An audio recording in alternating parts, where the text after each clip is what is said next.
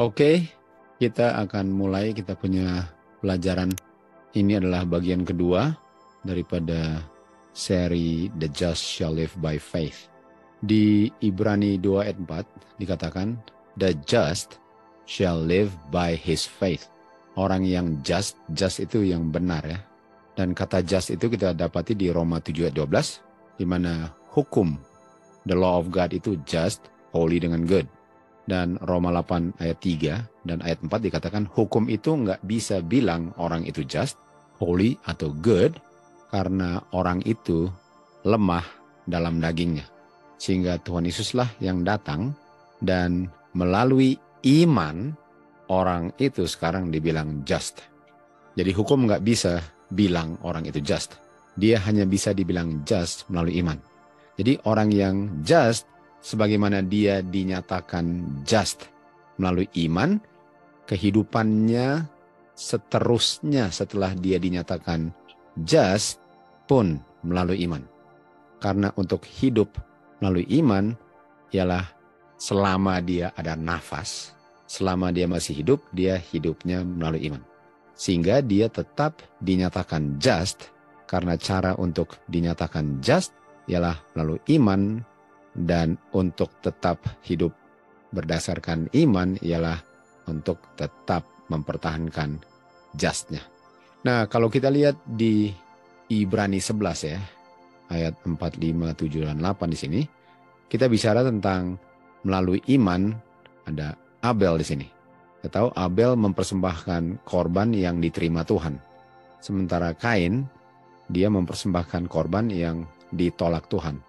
Jadi untuk mempersembahkan korban itu yang bisa diterima Tuhan, itu hanya bisa melalui iman.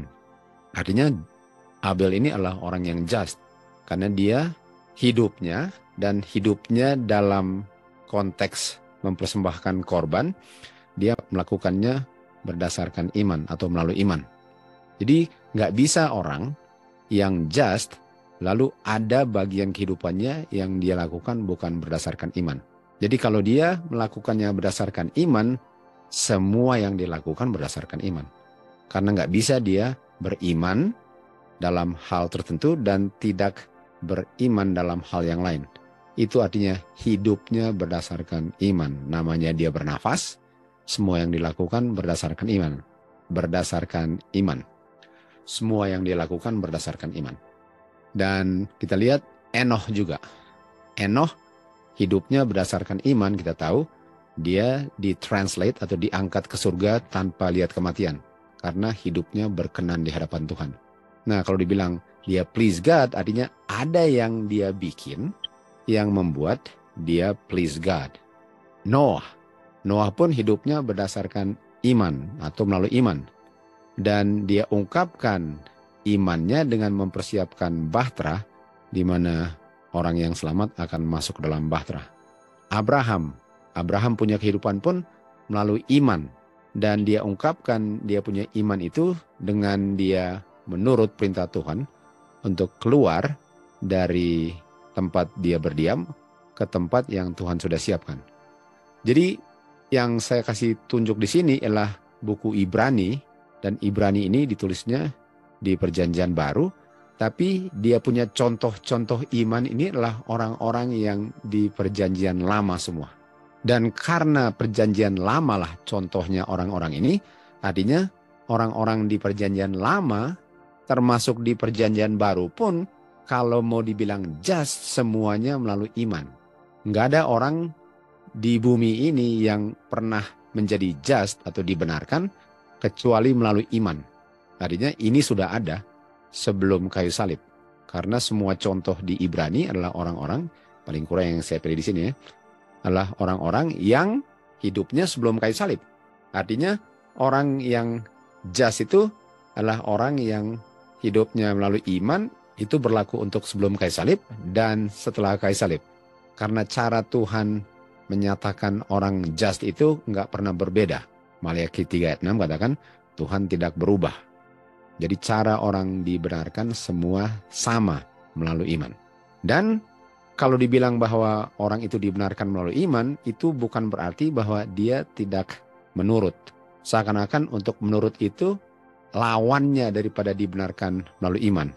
Benar, usaha orang untuk menurut hukum itu nggak pernah membenarkan dia. Tetapi bukan berarti bahwa karena dia dibenarkan melalui iman, di dalam kehidupannya tidak ada penurutan. Buktinya, Habel, dia mempersembahkan korban. Itu penurutannya. Dan Enoch, dia please God. Artinya ada sesuatu yang dibuat dalam kehidupannya yang berkenan di hadapan Tuhan.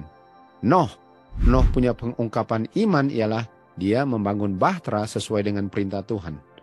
Abraham juga ada penurutannya, di mana waktu dia dipanggil keluar dari Ur, dia keluar dan dia menurut, dan itu mengungkapkan penurutannya. Jadi bukan berarti bahwa kalau orang hidup berdasarkan iman, karena lawannya iman ialah pekerjaan atau perbuatan, seakan-akan kalau dengan iman nggak ada perbuatannya. Tetapi bukan perbuatannya yang membenarkan dia, tetapi karena imannya. Tetapi orang yang dibenarkan melalui iman akan mengungkapkan penurutannya. Di Roma 10 ayat 17 dikatakan, imannya Abel, Enoch, Noah, dan Abraham, atau orang-orang yang just, memperoleh imannya dengan mendengar akan firman Tuhan. Oke, artinya Abel, Enoch, Nuh, Abraham, mereka harus dengar firman Tuhan dulu.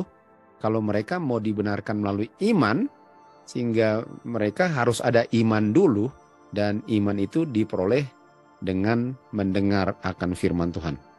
Tapi apakah cukup untuk mendengar firman Tuhan? Ayat berikut mengatakan, Tuhan Yesus bilang, kamu nggak mengerti apa yang saya ucapkan, karena kamu nggak bisa mendengar perkataanku. Artinya ada orang yang mendengar tapi nggak mengerti. Jadi untuk mendengar yang menghasilkan iman harus dia mengerti apa yang didengar. Jadi orang-orang ini yang kita lihat di Ibrani 11 ini, mereka mengerti apa yang mereka dengar sehingga mereka bisa mempersembahkan hidupnya sesuai dengan kehendak Tuhan, mempersiapkan bahtera, dan menurut keluar dari Ur, karena mereka mengerti apa yang mereka dengar. Jadi untuk dibenarkan melalui iman sehingga dinyatakan hukum sebagai just, saya harus mengerti apa yang saya dengar, kan? Di Matius 7 dikatakan, barang siapa mendengar, tentu saja mendengar dan mengerti, Kalau dia mendengar dan dia mengerti apa yang dia dengar, bukti bahwa dia mengerti ialah dia lakukan apa yang dia dengar.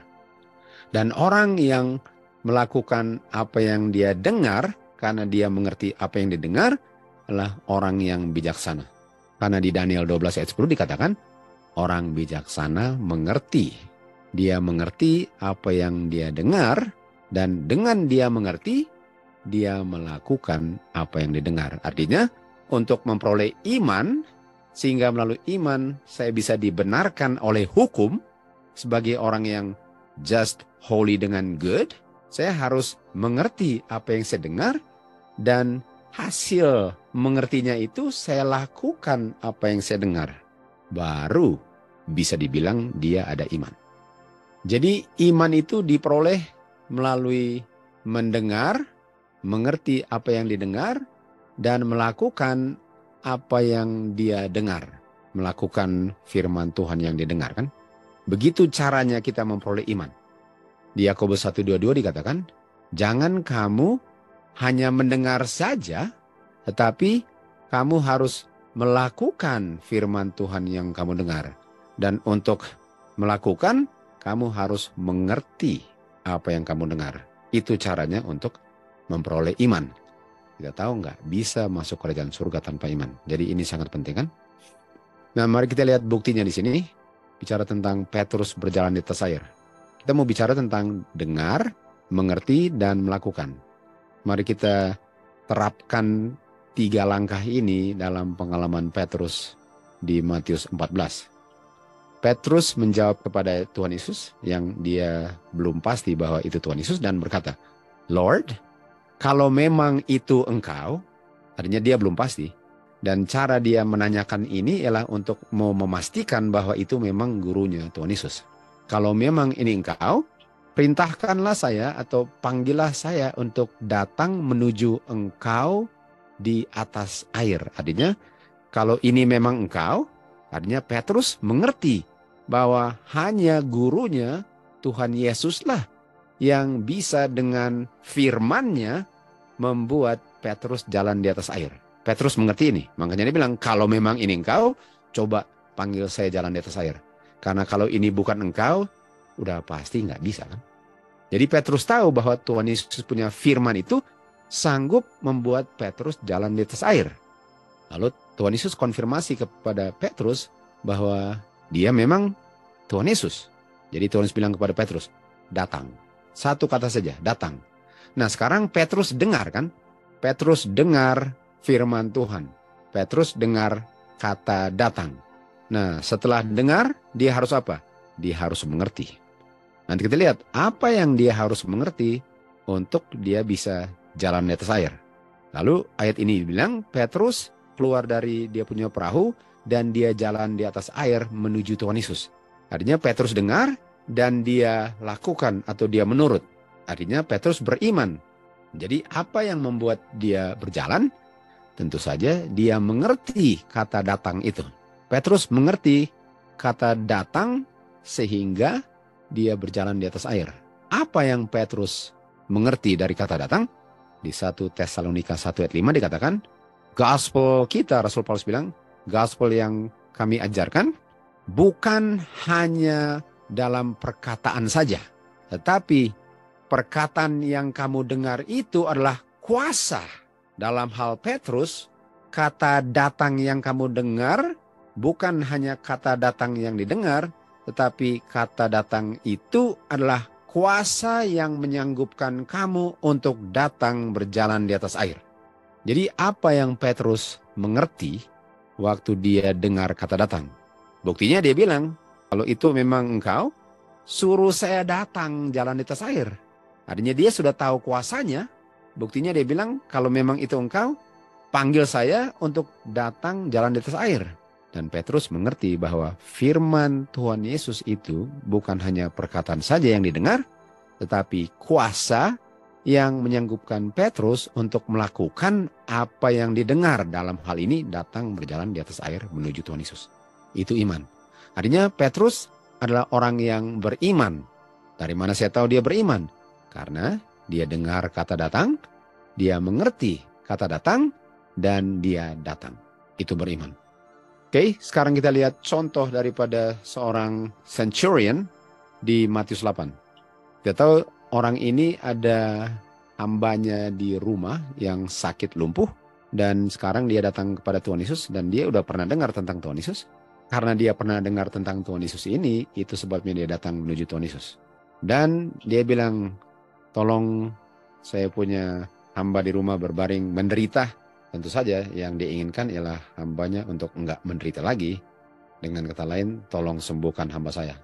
Lalu Tuhan Yesus bilang kepada dia, saya akan datang dan sembuhkan dia. Tapi kata akan itu artinya sekarang belum, nanti. Nanti saya datang, artinya saya punya tubuh akan jalan ke rumah kamu, lalu di rumah kamu saya akan sembuhkan dia. Nah tunggu, apa itu iman? Iman adalah mendengar firman Tuhan. Iman gak dibilang, ialah Tuhan Yesus tubuhnya harus di rumah. Bukan itu. Iman gak bilang tubuhnya Tuhan Yesus harus di samping tempat tidur. Enggak. Yang dibilang firman ialah mendengar firman Tuhan. Artinya firman Tuhan itu bisa diucapkan di mana saja. Enggak penting untuk oknumnya ada di samping tempat tidur orang yang lumpuh. Karena yang dibutuhkan ialah dia berbicara saja kan. Karena yang diperlukan ialah mendengar, lalu mengerti, dan sudah pasti terjadi. Dan orang centurion ini mengerti hal itu. Dia mengerti bahwa yang dia butuhkan adalah firman. Dan firman itu bisa disebut di mana saja. Firman itu tidak dibatasi oleh jarak atau waktu. Firman itu bisa berlaku kapan saja, di mana saja. Lalu apa yang dia bilang kepada Tuhan Yesus? Karena Tuhan Yesus bilang, saya akan datang nanti dan sembuhkan dia nanti, artinya saya harus ke rumah dulu. Bukankah yang saya butuhkan kamu punya firman, bukan tubuh kamu? Makanya dia bilang apa? Berbicara saja atau berfirman saja. Bukankah yang sembuhkan firman, bukan tubuh kamu di situ? Berfirman saja. Artinya dia mengerti nggak akan kuasa firman itu? Mengerti. Dia mengerti itu. Dan dia sudah pernah dengar, dan dia mengerti itu, dan dia tahu pasti firman itu sanggup untuk melakukan apa yang firman itu bilang. Sama dengan datang. Artinya Petrus akan datang. Jadi bilang saja, sembuhlah engkau. Karena kata sembuhlah engkau itu sama dengan sembuhlah engkau. Berbicara saja, berfirman saja. Jadi harus dengar, harus ngerti apa yang didengar, pasti terjadi. Dan dalam hal ini penurutannya ialah orang yang lumpuh sembuh. Jadi penting sekali untuk mengerti apa yang saya dengar. Sangat penting, karena kalau saya dengar lalu saya bilang, oh tapi memang Tuhan bilang sih, tapi artinya saya cuma dengar tapi saya nggak percaya karena ada tapinya. Tapi itulah yang membuat orang nggak pernah bisa selamat karena dia nggak pernah bisa percaya kuasa Tuhan atau firman yang didengar. Jadi centurion ini mendengar dan mengerti kuasa daripada firman-Nya Kristus. Dia dengar dan dia mengerti. Firman Kristus itu sanggup untuk menghasilkan apa yang diucapkan. Sembuh. Artinya kata sembuh itu dihasilkan dalam orang yang percaya. Artinya ini iman. Iman ialah mengharapkan firman Tuhan untuk melakukan apa yang dibilang dan bergantung sepenuhnya kepada firman itu untuk melakukan apa yang dibilang. Itu iman. Sekali lagi, iman itu ialah untuk mengharapkan firman itu untuk melakukan apa yang difirmankan dan bergantung sepenuhnya kepada firman itu sesuai dengan apa yang difirmankan. Itu iman. Jadi kita kembali lagi ke cerita Petrus. Waktu Petrus dengar, dia bilang, kata itulah yang membuat saya jalan dan saya hanya bergantung kepada kata itu untuk jalan. Kata itu, kalau bilang sembuh, saya mengharapkan orang itu sembuh sesuai dengan kata sembuh dan saya bergantung kepada kata itu yang menyembuhkannya. Itu iman. Matius 8 ayat 10. Apa yang Tuhan bilang kepada centurion ini? Dia bilang apa? Saya nggak pernah temukan di Israel iman sebesar ini. Artinya, saya nggak pernah temukan di Israel orang-orang yang mengharapkan firman itu untuk melakukan apa yang difirmankan. Dan saya nggak pernah temukan orang-orang di Israel yang bergantung kepada firman Tuhan untuk melakukan apa yang difirmankan. Saya temukannya di luar Israel. Jadi apa itu dosa? Sekarang kita sudah tahu apa itu iman, sekarang apa itu dosa. Di Roma 14 ayat 23 dikatakan, apa saja yang tidak berdasarkan iman adalah dosa. Atau saya bisa bilang gini, apa saja yang tidak berdasarkan mengharapkan firman Tuhan untuk melakukan apa yang difirmankan, dan apa saja yang tidak berdasarkan bergantung sepenuhnya kepada firman itu yang melakukan apa yang difirmankan, itu dosa. Artinya kalau saya mau menolong firman Tuhan supaya terjadi apa yang saya harapkan, itu dosa. Karena iman adalah saya harapkan firman itu yang melakukan apa yang dibilang, dan saya bergantung sepenuhnya kepada firman itu untuk melakukan apa yang dibilang. 100%, nggak ada bagian saya selain percaya. Dan apa saja yang berlawanan dari itu adalah dosa. Jadi di saat saya mau menolong Tuhan dalam cara apapun untuk menghasilkan yang saya harapkan, itu dosa. Contohnya, kalau Petrus bilang, well, untuk saya berjalan menuju engkau, saya perlu pakai pelampung, itu dosa. Karena itu nggak mengharapkan dan bergantung sepenuhnya kepada firman itu. Dan kalau orang centurion bilang gini, oke, sembuhkanlah, tapi paling kurang dia harus minum banyak air lah, itu dosa. Saya nggak bilang bahwa dia nggak perlu minum air.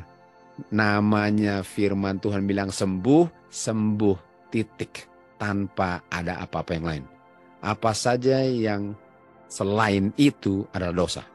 Jadi dosa adalah tidak mengharapkan firman itu untuk melakukan apa yang dibilang, dan tidak sepenuhnya bergantung kepada firman itu toh yang akan melakukan apa yang dibilang. Itu dosa. Roma 3 ayat 20, di Roma 3 ayat 20 dikatakan, saya tahu itu dosa melalui hukum. Saya tahu itu dosa melalui hukum. Atau hukum itu menyatakan bahwa orang itu, orang yang berdosa, tidak mengharapkan firman itu untuk melakukan apa yang difirmankan. Dan hukum itu bilang bahwa orang berdosa tidak bergantung kepada firman itu untuk menghasilkan apa yang firman itu lakukan. Jadi hukum yang bilang kamu nggak bergantung kepada firman Tuhan untuk melakukannya, dan kamu nggak mengharapkan yang Tuhan bilang akan terjadi. Hukum yang bilang itu. Artinya hukum adalah standar, atau hukum itu yang kasih tahu kepada saya bahwa saya nggak begitu. Bahwa saya nggak mengharapkan dan bergantung sepenuhnya kepada firman Tuhan untuk menghasilkan apa yang keluar dari mulut Tuhan.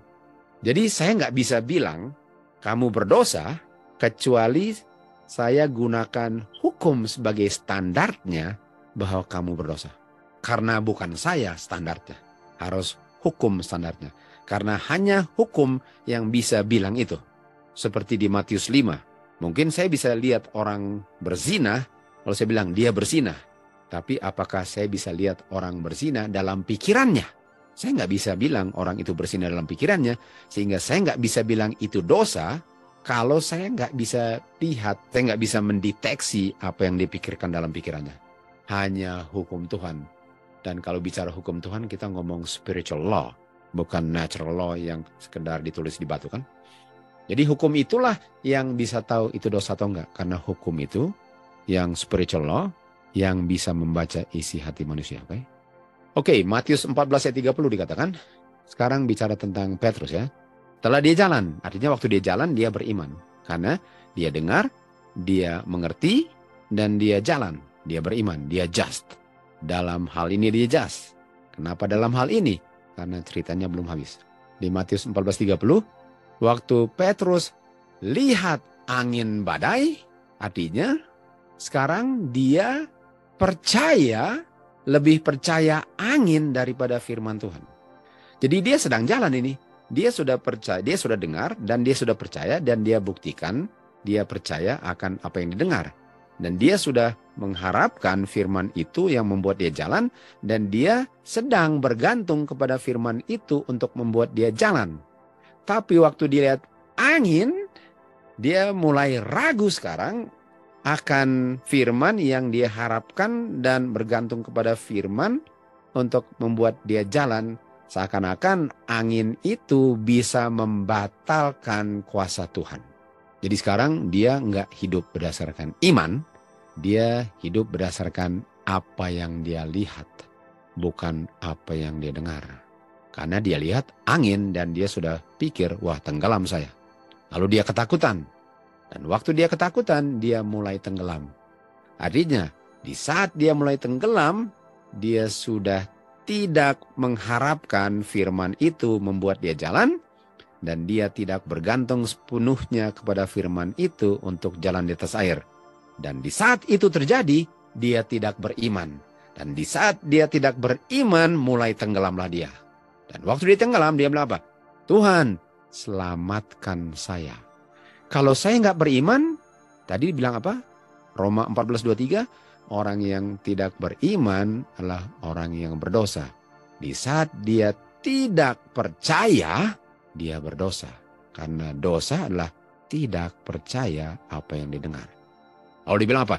Selamatkan saya. Artinya, Matius 1:21, selamatkan saya dari ketidakpercayaan saya, dari mendengar tapi lupa pengertiannya sehingga saya nggak jalan di atas air. Selamatkan saya artinya selamatkan saya, tolong saya yang lebih percaya apa yang saya lihat daripada apa yang saya dengar. Yang kata lainnya adalah dosa. selamatkan saya. Di 2 Korintus 5 ayat 7 dikatakan, kita berjalan, nah ini bukan berjalan di atas air, tapi berjalan di atas air itu sama dengan percaya. Di Alkitab, jalan artinya percaya. Jadi kita walk atau kita hidupnya melalui iman. Kita hidupnya berdasarkan dengar, mengerti, lakukan. Kita hidupnya bukan dengan apa yang saya lihat.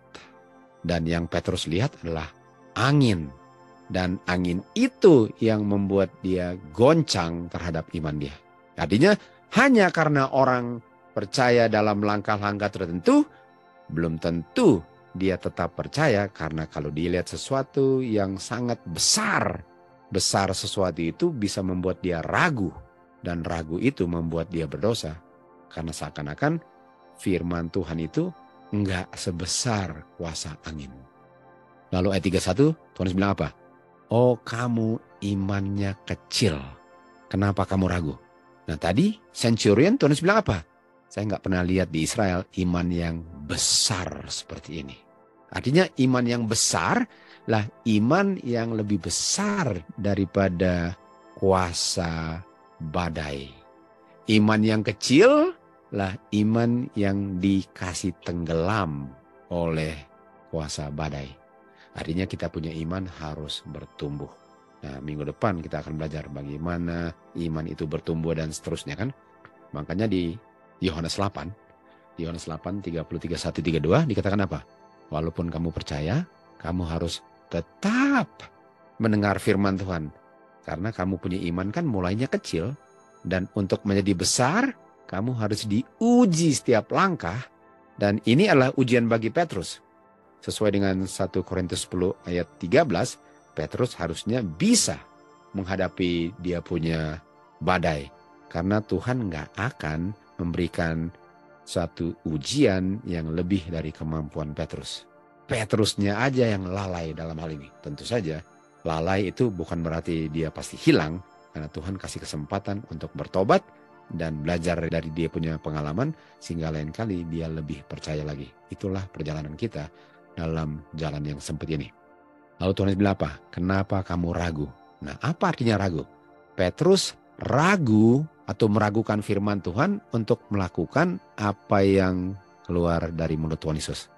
Dan oleh sebab itu, dia berhenti untuk bergantung kepada firman Tuhan untuk tetap menopang dia berjalan di atas air di saat dia lihat angin badai.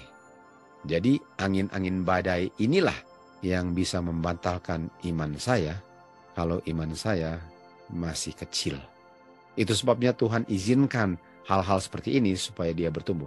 Karena kalau saya nggak menghadapi hal-hal seperti ini, bagaimana mau bertumbuhnya kalau saya pikir saya sudah mantap. Padahal mantapnya itu karena belum lihat badai yang besar. Apalagi mau masuk time of trouble nanti yang bukan main besarnya badainya. Sehingga kita perlu sekali bersuka cita waktu Tuhan izinkan hal-hal yang kecil supaya kita dipersiapkan untuk yang sangat besar nanti. Nah, mari kita lihat, apakah di Eden ada hukum Tuhan enggak? Di Kejadian 2 ayat 16 dikatakan, Tuhan memerintahkan manusia, dan perintahnya ialah dari setiap pohon di Taman Eden, buahnya semuanya dengan bebas kamu bisa makan. Dan kata perintah itu sama dengan hukum. Artinya apa yang keluar dari mulut Tuhan itu sama dengan hukum, perintah. Firman Tuhan itu standar benar dan salah. Sehingga kita tahu hukum itulah yang membedakan apa yang benar dan salah kan. Karena hukum itu benar, artinya apa saja yang tidak sesuai dengan hukum itu lawannya benar. Demikian juga firman Tuhan. Karena Tuhan itu mustahil untuk bohong, artinya apa saja yang tidak sesuai dengan firman Tuhan itu adalah lawannya benar. Makanya yang Tuhan perintahkan itu sama dengan hukum Tuhan. Jadi kita bisa lihat di sini sebelum ada dosa ada apa? Ada hukum. Karena ini terjadinya sebelum masuk dosa. Lalu Tuhan Yesus lanjut, tetapi pohon pengetahuan baik dan jahat, buahnya kamu nggak boleh makan. Buahnya kamu nggak boleh makan. Nah ini Adam dan Hawa dengar kan? Mereka dengar ini. Mereka dengar perintah ini. Dan sekarang pertanyaannya, apakah mereka mengerti? Sama dengan Petrus kan? Dia mengerti, buktinya dia apa? Jalan. Nah, pertanyaannya, sebagaimana Petrus mengerti dan jalan, apakah dia tetap jalan waktu lihat badai? Dan fungsinya badai itu ialah untuk meragukan firman Tuhan yang didengar. Jadi, waktu lihat badai, badai itu membuat Petrus meragukan bahwa firman Tuhan itu di tengah badai pun bisa tetap membuat dia berjalan di atas air. Sehingga Petrus tetap bisa bergantung kepada firman itu sesuai dengan apa yang didengar. Badai itu mau meragukan apakah saya masih percaya waktu ada badai. Mungkin saya percaya waktu nggak ada badai. Di saat ada badai masih percaya nggak? Itu fungsinya daripada badai. Dan ini fungsinya daripada ular di pohon. Jadi ular di pohon itu sama dengan konsepnya itu sama dengan badai di laut Petrus. Jadi waktu Tuhan bilang kepada Petrus, datang. Sekarang Tuhan Yesus bilang kepada Adam dan Hawa, jangan makan. Datang, jangan makan. Oke? Jangan makan artinya jangan makan. Datang artinya datang. Oke? Jadi waktu Petrus nggak datang, itu bisa sama dengan mereka makan. Karena jangan makan sama dengan datang. Artinya nggak mau datang terus, ialah untuk makan. Lalu ular, atau setan melalui ular bilang kepada wanita, kamu nggak akan mati. Kamu sesungguhnya nggak akan mati.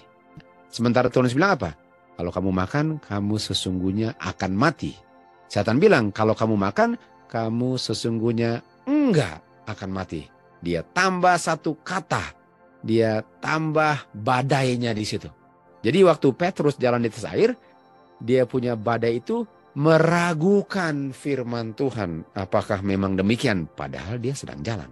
Jadi sekarang setan mau meragukan firman Tuhan dan mau mempengaruhi Hawa untuk ragu akan apa yang didengar. Jadi kamu percaya itu? Enggak akan mati. Sama dengan badai seakan-akan bilang kepada Petrus, kamu percaya kamu bisa jalan? Enggak, kamu akan tenggelam, lihat badainya. Sama kan? Semua orang akan melewati ini. Jadi waktu setan bilang, kamu sebenarnya enggak akan mati, itu sama dengan badai bilang, kamu sebenarnya akan tenggelam, jangan percaya itu. Setan menganjurkan bahwa firman Tuhan itu enggak akan melakukan apa yang dibilang. Artinya, kalau enggak akan melakukan apa yang dibilang, artinya apa? Kamu enggak akan mati. Kan tadi dibilang, kalau kamu makan, kamu mati. Setan bilang, kalau kamu makan, kamu nggak akan mati. Iman apa? Iman ialah mengharapkan firman itu terjadi. Yaitu mati kalau dimakan. Setan bilang, firman itu nggak usah diharapkan, nggak akan terjadi. Artinya, untuk percaya setan ialah untuk tidak beriman. Karena definisi iman ialah untuk mengharapkan apa yang dibilang akan terjadi. Sementara setan bilang, jangan harapkan itu nggak akan terjadi. Hawa percaya setan bahwa Tuhan nggak akan lakukan apa yang dibilang. Jadi setan bilang, no, kalau kamu makan Tuhan nggak akan kamu mati, nggak akan. Sama dengan badai, kamu akan tenggelam kalau jalan di atas air. Sejak kapan ada orang jalan di atas air? Tenggelam kamu. Pusing amat apa orang bilang, apa yang Tuhan bilang. Betul? Pusing amat apa setan bilang, Tuhan bilang mati. Artinya Hawa diragukan setan dengan firman Tuhan. Seakan-akan yang Tuhan bilang gak akan terjadi. Hawa ragu firman Tuhan akan menghasilkan apa yang dia ucapkan. Yaitu kalau kamu makan, kamu mati. Dan oleh sebab itu, dia mengambil buahnya dan dia makan. Berikan kepada suami dan suami pun makan. Tunggu. Katanya tadi apa? Jangan makan. Makan mati. Dan waktu Hawa makan dan Adam makan, kita tahu di saat ada dosa, ada Lord save me. Ada juru selamat. Di saat ada dosa, di saat ada yang tidak beriman, ada yang mau selamatkan dari yang tidak beriman. Apakah Petrus langsung ditarik supaya nggak tenggelam? Betul. Apakah Adam dan Hawa ditarik dari lubang kubur sehingga nggak mati? Sama. Langsung ada juru selamat. Dan fungsi juru selamat apa? Untuk kamu nggak percaya lagi akan yang meragukan kamu. Jadi Tuhan selamatkan itu bukan untuk sekarang kamu bebas untuk tidak beriman. Kan saya sudah selamatkan kamu. No. Artinya Tuhan Yesus datang ke dunia ini untuk saya beriman. Bukan untuk saya bebas tidak beriman. Jadi iman itu mengharapkan firman itu untuk melakukan bahwa kamu makan buah yang terlarang, kamu akan mati. Dan waktu sama dengan Adam dan Hawa yang harusnya mati, ditarik dari kematian mereka, apa yang terjadi? Sekarang mereka dibilang lagi, kalau kamu melanggar, kamu akan mati. Diulang lagi. Tuhan nggak bilang, sekarang kamu bebas melanggar, soalnya saya sudah selamatkan kamu. Itu nggak masuk akal. Artinya kepada Adam dan Hawa dibilang apa lagi? Kalau kamu melanggar, kamu akan mati. Jangan melanggar lagi. Untuk diselamatkan ialah untuk tidak melanggar lagi. Bukan diselamatkan untuk bisa melanggar terus. Setan meyakinkan Hawa untuk tidak mengharapkan firman Tuhan melakukan apa yang difirmankan. Artinya setan berhasil untuk membuat Hawa pikir bahwa dia bisa tetap just walaupun tidak beriman. Nah, artinya Adam dan Hawa berdosa. Kenapa? Karena mereka percaya bahwa firman Tuhan nggak akan memenuhi apa yang dia bilang. Itu kan dosa. Itu lawannya iman. Artinya di Eden ada dosa. Sekarang kalau di Eden ada dosa, mari kita lihat definisi dosa. 1 Yohanes 3:4. Dosa adalah pelanggaran akan hukum Tuhan. Artinya saya harus melanggar dulu hukum yang ada, baru ada dosa. Jadi pertanyaannya, mana yang ada duluan? Dosa atau hukum? Tentu saja harus ada hukum dulu. Karena dosa nggak bisa muncul kalau nggak ada hukum. Karena hukum itu harus dilanggar dulu, baru muncul dosa. Artinya di Eden ada hukum nggak? Ada. Dari mana saya tahu di Eden ada hukum? Karena ada orang berdosa di Eden. Dan dosa itu hasil melanggar perintah yang membuat satu prohibition, larangan untuk makan buah yang dibilang untuk jangan dimakan.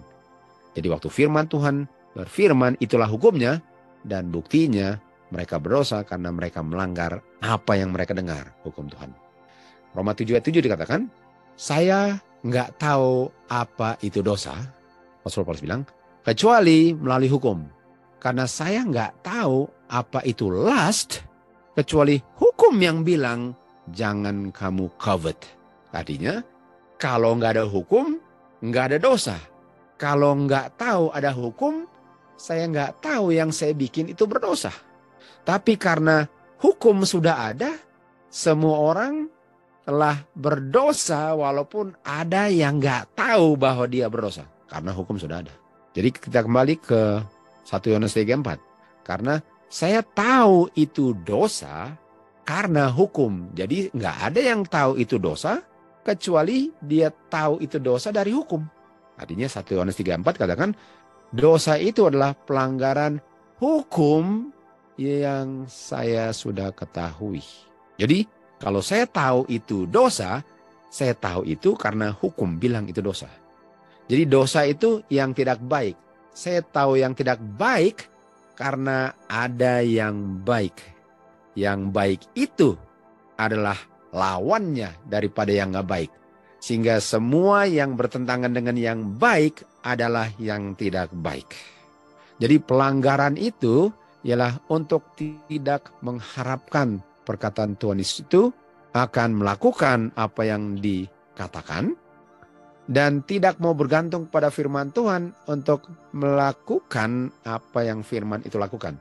Artinya kalau Tuhan bilang jalan, lalu Petrus bilang apa? Oke. Saya harus ada perahu dong, kalau enggak tenggelam. Itu enggak ada iman. Karena dia enggak bergantung sepenuhnya kepada apa yang didengar. Jadi kita bisa tahu bahwa di Eden ada hukum, buktinya apa? Ada dosa. Karena dosa itu hanya bisa ada kalau ada hukum. Yohanes 1:29.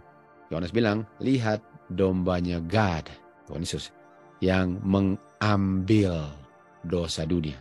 Apa artinya untuk mengambil dosa dunia? Lihat Tuhan Yesus yang mengambil kamu yang tidak mengharapkan firman itu untuk melakukan apa yang difirmankan, dan tidak bergantung kepada firman Tuhan untuk melakukan apa yang difirmankan, itu saya mau ambil daripada kamu. Artinya untuk mengambil dosa ialah untuk memberikan firman untuk kamu beriman. Berarti kan? Dan untuk memberikan firman dan memberikan bukti kuasa firman sehingga kamu melakukan, itulah nggak berdosanya. Dan untuk melakukan itu ialah dosa yang sudah dilakukan disingkirkan, lalu berikan firman dengan mengerti kuasa untuk dilakukan, itu nggak berdosa lagi. Jadi untuk mengambil dosa itu bukan hanya untuk singkirkan dosa yang sudah dicetak, tetapi memberikan firman dan pengertian kuasa firman sehingga dia sekarang melakukan berdasarkan apa yang didengar, itulah yang akan membuat saya melakukannya. Dan saya melakukannya bergantung kepada firman yang diucapkan. Semua yang saya lakukan itu berdasarkan itu bukan dosa. Jadi selain yang dicetak sudah disingkir, sekarang saya bergantung kepada firman Tuhan untuk melakukan semua yang dia bilang. Dan saya percaya saya bisa lakukan itu karena kuasa itulah yang membuat saya lakukan, bukan usaha saya. Itu nggak pernah berdosa. Jadi Tuhan Yesus bilang apa? Saya datang untuk singkirkan dosa. Kata lain singkirkan dosa apa? Berikan firman Tuhan, mengerti kuasanya, dan kamu bergantung sepenuhnya, itu bukan dosa. Sekali lagi, untuk singkirkan dosa, untuk ambil upah dosa saya, dan berikan firman untuk nggak berdosa lagi. Itu paket singkirkan dosa. Bukan hanya mengampuni lalu nggak bisa menolong orang itu untuk berhenti berdosa. Bukan, itu bukan kebenaran. Di Matius 5 ayat 17 dikatakan, jangan kamu pikir, artinya salah ini, pikiran ini salah. Jangan kamu pikir saya datang untuk meniadakan hukum. Atau jangan kamu pikir saya datang untuk meniadakan pengetahuan kamu akan dosa. Karena kalau hukum disingkirkan, pengetahuan tentang dosa disingkirkan, tapi dosanya masih ada. Bedanya saya nggak tahu aja itu dosa. Jadi kamu bebas berdosa, dan walaupun kamu berdosa, paling kurang kamu nggak tahu itu dosa. Itu kalau Tuhan Yesus datang untuk binasakan hukum. Padahal dikatakan yang Tuhan Yesus mau singkirkan adalah dosa, bukan pengetahuan bahwa itu dosa. Jadi beda untuk singkirkan dosa dengan singkirkan hukum. Menyingkirkan hukum itu enggak menyingkirkan dosa, tetapi menyingkirkan pengetahuan tentang dosa, sehingga saya bebas berdosa, tapi saya enggak tahu itu dosa. Sementara kalau singkirkan dosa artinya saya berikan hukum dan kamu percaya bahwa hukum atau kuasa Tuhan itulah yang menyanggupkan sehingga kamu enggak ada dosa begitu dosa disingkirkan selain mengakui dosa yang sudah dicatat. Lalu Tuhan bilang apa? Saya enggak datang untuk singkirkan hukum, saya datang untuk memenuhi tuntutan hukum yang kamu nggak pernah bisa penuhi. Jadi orang yang berdosa nggak pernah bisa menurut hukum. Nggak pernah bisa lagi. Nggak tahu itu kan? Di Roma 7. Jadi bagaimana dan orang berdosa bisa diselamatkan? Dia harus memenuhi hukum, tapi nggak pernah bisa. Dia nggak pernah bisa. Dia nggak pernah bisa untuk memenuhi hukum. Caranya gimana? Caranya begini. Kamu percaya nggak bahwa kamu bisa menurut? Saya nggak bilang, kamu bisa menurut nggak? Enggak. Kalau kamu bisa menurut, ya nggak bisa lah. Yang saya tanya, kamu percaya nggak bahwa kamu bisa menurut? Kalau kamu bisa percaya, saya akan bilang, jangan berdosa. Dan waktu Tuhan bilang, jangan berdosa, kamu percaya bahwa kata jangan berdosa itu akan menghasilkan saya tidak berdosa, dan kamu akan bergantung kepada kata jangan berdosa itu untuk melakukan tidak berdosanya di dalam saya. Tapi Tuhan nggak bilang, kamu bisa nggak berhenti berdosa? Nggak bisa. Jadi yang Tuhan bilang, kamu bisa percaya nggak bahwa kamu bisa berhenti berdosa? Yang bilang berhenti berdosa saya. Kamu percaya nggak apa yang saya bilang? Kalau saya percaya, yang bekerja itu adalah firman itu, bukan saya. Dan kalau saya bergantung kepada firman itu namanya iman. Dan apakah iman tanpa perbuatan? No, perbuatannya itu adalah mengungkapkan firman punya kemampuan untuk menghasilkan penurutan dalam saya, bukan usaha saya sendiri. The just shall live by faith. Kristus datang bukan untuk mengambil, menyingkirkan pengetahuan dosa dan memakukannya di kayu salib, bukan. Kristus datang bukan untuk mengambil atau menyingkirkan kebutuhan saya untuk berharap kepada firman itu untuk melakukan apa yang difirmankan, dan pakukan ke kayu salib butuhnya untuk bergantung kepada firman itu untuk melakukan apa yang firman katakan dan pakukan ke kayu salib, bukan itu. Kristus datang bukan untuk mengambil kebutuhan saya untuk hidup berdasarkan iman, bukan itu. Seakan-akan dia datang untuk bebas iman, tidak. Tuhan datang bukan untuk bilang kepada orang berdosa, kamu tidak butuhkan juru selamat, karena singkirkan saja hukumnya sehingga nggak ada dosa. No, saya datang untuk taklukkan dosa, bukan sembunyikan dosa sehingga kamu nggak tahu kamu berdosa. Itu fungsinya juru selamat. Tuhan Yesus datang bukan untuk legalize, membuat sekarang bebas untuk berdosa dengan singkirkan definisi dosa. No, artinya Tuhan Yesus datang untuk singkirkan dosa dengan tetap menegakkan hukum. Jadi hukum ditegapkan, hukum ditinggikan, lalu dosanya disingkirkan dengan saya percaya dan Tuhan yang bekerja di dalam saya. Tuhan Yesus datang untuk bekerja dalam saya untuk menurut hukum. Tuhan Yesus datang untuk menyingkirkan hasil daripada nggak berharap kepada firman Tuhan untuk melakukan apa yang difirmankan, dan untuk menyingkirkan hasil daripada tidak bergantung kepada firman Tuhan untuk melakukan apa yang difirmankan. Disingkirkan itu dengan memberikan firman. Tuhan Yesus datang ke dunia ini untuk menyingkirkan dosa dunia. Tuhan Yesus datang untuk selamatkan atau pisahkan saya orang berdosa dari dosa. Bukan tetap berdosa, tapi kita pura-pura aja pikir bahwa kamu nggak berdosa karena hukumnya ditiadakan. Bukan. Tuhan Yesus datang untuk hidup, memberikan contoh bagaimana mengharap firman Tuhan untuk melakukan apa yang diucapkan dan bergantung kepada firman Tuhan untuk melakukan apa yang dibilang atau firman Bapanya. Tuhan Yesus datang untuk tunjukkan apa artinya beriman. Tuhan Yesus datang ke dunia ini untuk hidup, menghidupkan hukum Bapanya dengan berharap bahwa firman Bapanya akan melakukan apa yang difirmankan dan bergantung pada firman Bapanya untuk melakukan apa yang difirmankan di dalam kehidupan Tuhan Yesus. Tuhan Yesuslah contoh iman manusia. Tetapi kalau hukum itu ditiadakan, kita baca di Signs of Times, kalau hukum itu ditiadakan, sebagaimana banyak orang bilang hukumnya ditiadakan, kita nggak butuhkan juru selamat lagi untuk menggeser dosa.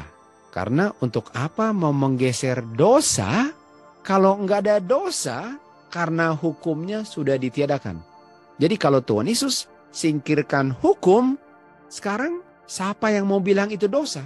Dan kalau nggak ada dosa lagi karena nggak ada hukum, kenapa ada juru selamat dari dosa kalau dosanya sudah hilang bersama hukumnya?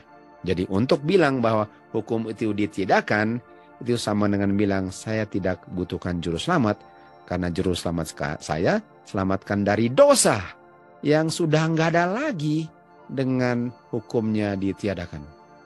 Jadi apa yang paling penting? Yang paling penting adalah dengar firman Tuhan. Dan waktu dengar firman Tuhan, percaya nggak yang kamu dengar itulah yang akan menghasilkan apa yang kamu dengar dalam kehidupan kamu. Dan karena kamu tahu itu akan terjadi, kamu bergantungnya sepenuhnya kepada firman yang kamu dengar untuk menghasilkan apa yang kamu dengar. Dan bagian saya adalah percaya Tuhan yang bekerja dan mengungkapkan penurutan itu dalam kehidupan saya kalau saya percaya apa yang saya dengar. Dan kalau saya percaya itu dan saya mengharapkan firman itu untuk melakukan apa yang dia bilang, dan saya bergantung sepenuhnya kepada firman Tuhan untuk melakukan apa yang dibilang, saya dinyatakan just. Karena hukum bilang, kamu menurut. walaupun itu pekerjaan Tuhan di dalam saya. The just shall live by faith. Men need to learn that the blessings of obedience, in their fullness, can be theirs only as they receive the grace of Christ. It is His grace that gives man power to obey the laws of God. It is this that enables him to break the bondage of evil habit. This is the only power that can make him and keep him steadfast in the right path.